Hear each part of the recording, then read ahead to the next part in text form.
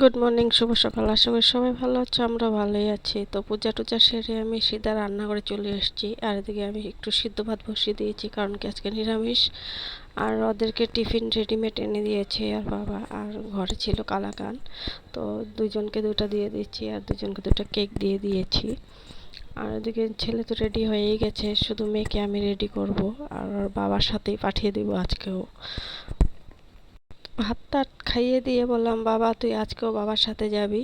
বললো যে মা ঠিক আছে। তো ওইদিকে ওর বাবা গাড়ি বের করছে আর ওর দাদাও চলে গেছে। ও বললো যে মা তোমার আসতে হবে না। আমি বললাম যে চশমাটা তো নিয়ে যা। তো এদিকে আমার চুলগুলো খোলা রেখেছি, কারণ কি ভিজা, আর ভিজা চুল বেঁধে রাখতে আমার খুব অস্বস্তি লাগে, তার জন্য খুলে রেখেছি।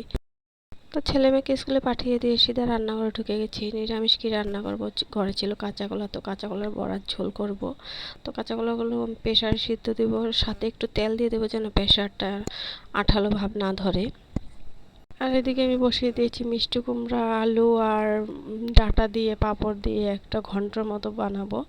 তো ওটা বসিয়ে দিয়েছি আর এদিকে কলাগুলো ছুলে নিচ্ছি। তো ঘরে ছিল একটুখানি বেসন, কি করব। তো বেসনের সাথে একটু ময়দা দিয়ে দিয়েছি আর বড়াগুলো ভেজে নিব। তারপর বড় ঝোলটা করে নেবো। আর ওদিকে ওর বাবা উঠে গেছে, তার জন্য একটু তাড়াহুড়া করছি আমি। আজকাল অফিসের জন্য একটু তাড়াতাড়ি বেরোতে হয়, কারণ কি অনেকটা ঘুরে যেতে হয়। আগে যেই রাস্তা দিয়ে যেত এখন ওই রাস্তা দিয়েও যেতে দেয় না, অনেকটাই ঘুরতে হয়।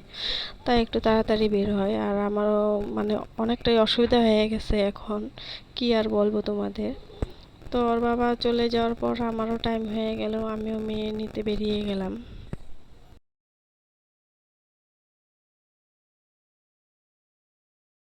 তো বিকালে নাস্তার জন্য রেডি করছি কলার বড়া। তো পরশুদিন ওর বাবা 1 ডজন মালভোগ কলা এনেছিল, তখন সুন্দর ছিল বলে খেয়ে ফেলছে। আর মালভোগ কলা তো একদিন এনে রাখলেই খারাপ হয়ে যায়, মানে কালো হয়ে যায় চোকলাটা। তো আমার মেয়ে ওই চোকলা কালো থাকলে খায় না। তাই আমি বললাম যে দাঁড়া, তোদেরকে আমি খাওয়াচ্ছি। তো ওই কলা দিয়ে বড়া বানাচ্ছি। তো এই ব্লাউজগুলো দুপুরে সেলাই করেছিলাম, এখন শুধু হুক লাগানো বাকি আছে।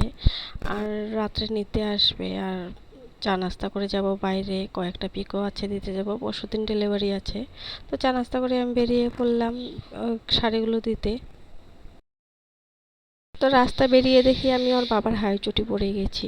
তারপর বৌদির কাছে গেলাম, বৌদি তোমার জুতাটা একটু দাও, আমি ওর বাবার স্যান্ডেল পরে আসছি। তারপর বৌদির জুতাটা নিয়ে আমি চলে গেলাম মার্কেটে।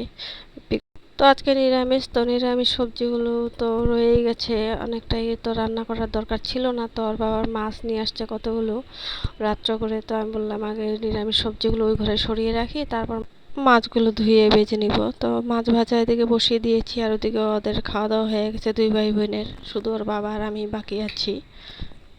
তো আজকে এই পর্যন্তই, কালকে আবার দেখা হবে তোমাদের সাথে। ভালো লাগলে লাইক করে দিও, সাবস্ক্রাইব করে দিও, কমেন্টে জানিও। Tata, bye bye, good night.